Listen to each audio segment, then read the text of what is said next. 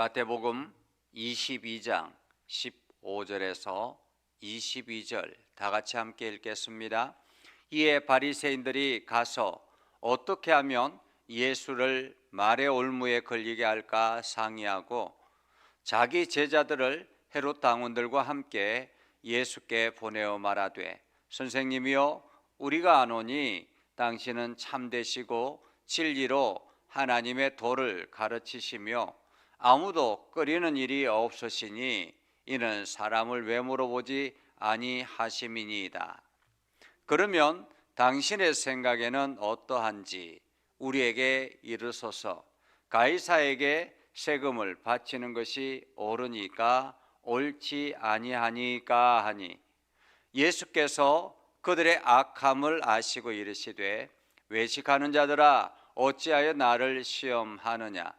세금 낼 돈을 내게 보이라 하시니 데나리온 하나를 가져왔거늘 예수께서 말씀하시되, 이 형상과 이 글이 누구의 것이냐. 이르되 가이사의 것이니이다. 이에 이르시되, 그런즉 가이사의 것은 가이사에게, 하나님의 것은 하나님께 바치라 하시니, 그들이 이 말씀을 듣고 놀랍게 여겨 예수를 따라가니라. 아멘. 오늘도 하나님의 은혜가 여러분의 삶 가운데 가득하기를 바랍니다.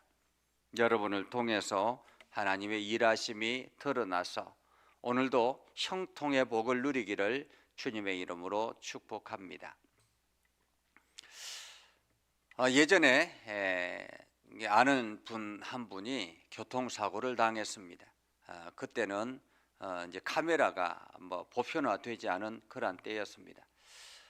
이 상대방이 와서 자기 차를 치어서 이게 교통사고를 당했는데, 이제 서로가 합의를 하고 이렇게 합의를 하고 이제 잘 헤어졌습니다. 그리고 얼마 지나지 않아서 어떤 사람이 이분에게 찾아와서 굉장히 친절하게, 아주 친절하게 위로하듯이 위로하고 격려하고 막 그러면서 이 말 저 말을 계속 이렇게 하는 거예요. 그래서 참 좋은 사람이구나 라고 생각하고 이 이야기 저 이야기 막 많이 했다고 합니다. 그리고 난 다음에 얼마 지나지 않아서 보니까 이 교통사고 자기가 피해자인데 가해자로 되어 있더라라는 거예요.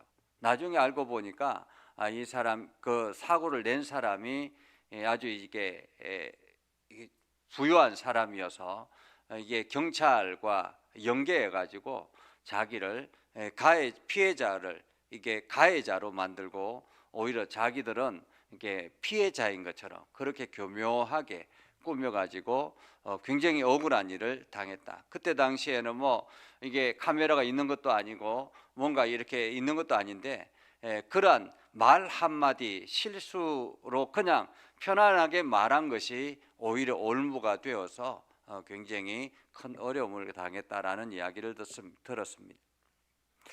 오늘 본문의 이야기는 바로 그런 것입니다. 이게 예수님의 종교 지도자들이 예수님을 찾아와서 예수님을 협박하고 무슨 권위로 그러느냐라고 막 이렇게 협박하고 몰아세우니까 예수님이 거기에 대해서 아주 차분하게 이야기를 하시죠. 하나님 나라의 주인공은 너희들이 되지 않을 것이다. 그러면서 세 가지 예를 들어서 하나하나 설명을 하셨습니다. 그러면서 하나님 나라의 주인공은 바로 이런 사람들의 것이다. 너희들이 아니라 오히려 장차 이방인들 흩어져 있는 그냥 나그네들이 더 하나님의 주인공이 될 것이다 라는 그런 이야기를 들었지요. 그리고 난 다음에 이 바리새인들이 얼마나 화가 났겠습니까? 자기네들은 지금까지 열심히 하나님의 선택받은 백성이라는 자부심 하나로 살아가는데, 그런데 정작 하나님 나라의 주인공은 자기들이 아니라 길거리에 나다니는 그냥 이방인들 나그네들이 오히려 하나님 나라의 주인공이 될 것이다 라고 하니 얼마나 분통이 터지겠습니까? 그래서 바리새인들이 계획을 잡습니다. 그들은 이렇게 이야기합니다. 바리새인들이 가서 어떻게 하면 예수의 말을 올무에 걸리게 할까 상의하고, 그들은 예수를 말의 올무에 걸리게 하려고 한 것입니다. 어떻게 할까라는 거죠. 어떻게 하면 예수를 말의 올무에 걸리게 할까? 그래서 사람들을 보냅니다. 자기의 제자들과 헤롯 당원들. 이 헤롯 당원들은 지금 우리로 말하면 매국노 이렇게 말할 수 있습니다. 이 헤롯은 유대인이 아니죠. 그럼에도 불구하고 이스라엘을 다스리는 왕이 되었습니다. 그리고 이 헤롯은 전적으로 로마에서 파송한 왕이고, 그리고 이 헤롯은 그렇기 때문에 로마에 충성하는 사람입니다. 그런데 이 헤롯 당원들은 그 로마에 충성하는 헤롯을 적극 지지하는 그러한 사람들입니다. 그러니까 유대인임에도 불구하고 헤롯을 지지하고 헤롯의 정책을 지지하고 로마에 어떻게 하면 로마로 정부로부터 자기네들이 도움을 받을까, 뭐 이러한 일에 앞장서는 그러한 나라 사람들이라고 말할 수 있겠죠. 그러니까 유대인들은 그때 당시에 이 헤롯 당원들은 그냥 세리들과 같이 그렇게 취급했던 것입니다. 인간 취급을 하지 않았다 이렇게 말할 수가 있겠죠. 그런데 자기의 제자들과 헤롯 당원들과 함께라는 말은 이들이 한통속이었다라는 말이죠. 종교 지도자들도 크게 다르지 않았다. 그들도 헤롯의 정부에 적극 지지하고 로마의 정책에 적극 지지하는 그러한 사람들, 그렇기 때문에 종교 지도자로서의 위치를 차지할 수 있었던 거죠. 안 그러면은 로마 정부에서 그냥 이렇게 이야기하면 이 사람들은 그냥 아무것도 할 수 없는 그러한 상황이 된 것입니다. 그렇기 때문에 이 바리새인들 그리고 헤롯 당원들, 이들은 한통속이 되어서 지금 예수께 나온 것이죠. 그들은 이렇게 이야기합니다. 선생님이여, 우리가 알고 있습니다. 당신은 참되고 진리로 하나님의 도를 가르치는 사람이다. 진리로 하나님의 도를 가르치는 사람이기 때문에 당신은 절대 거짓을 말하지 않을 것이다. 아무도 끓이는 일이 없으니 라고 말하는 이유는 이게 절대로 거짓말을 임의로 하지 않을 것이다라는 것을 우리가 알고 있다라는 거죠. 이것은 의도적인 것이었습니다. 당신이 거짓말하지 못하도록 우리가 미리 사전에 당신은 거짓말하지 않을 것이다라는 것, 진리만 말하는 것을 우리가 알고 있다라고 말하고 있는 거죠. 만약에 이렇게 진리만 알고 있다라고 했으면, 알았으면 자기네들이 예수님을 따르면 예수님 말씀을 들어야 되는 거죠. 그런데 말로 올무를 잡기 위해서 그렇게 말하는 것입니다. 그러면서 이야기하죠. 그들이 이렇게 질문합니다. 당신 생각에는 어떠한지 우리에게 말해 주십시오. 가이사에게 세금을 바치는 것이 옳습니까? 옳지 않습니까? 라는 거예요. 여러분 생각에는 어떻습니까? 그때 당시에는 로마 정부에서 책정한 인두세라는 것이 있고 또 유대인들이 책정한 주민세가 있습니다. 이 로마 정부에서 인정한 인두세는 안 내면 큰일 나는 거예요. 그런데 많은 유대인들이 어떻게 이방인에게 세금을 낼 수 있느냐, 하나님의 거룩한 백성들이 이방인에게 세금을 낼 수 있느냐, 그렇게 해서 세금 내는 것을 거부하는 사람들이 굉장히 많았습니다. 자, 어떻게 하는 것이, 어떤 것이 옳습니까? 라는 거죠. 당신의 결정 하나가 아주 중요하다라는 것입니다. 어쩌면 로마 정부에 세금을 내지 말라라고 하면 로마 정부로부터 엄청난 제재를 받을 수 있습니다. 왜냐하면 지금 헤롯 당원들이 당장의 눈앞에 있잖아요. 그러니까 고발할 권리가 되는 거죠.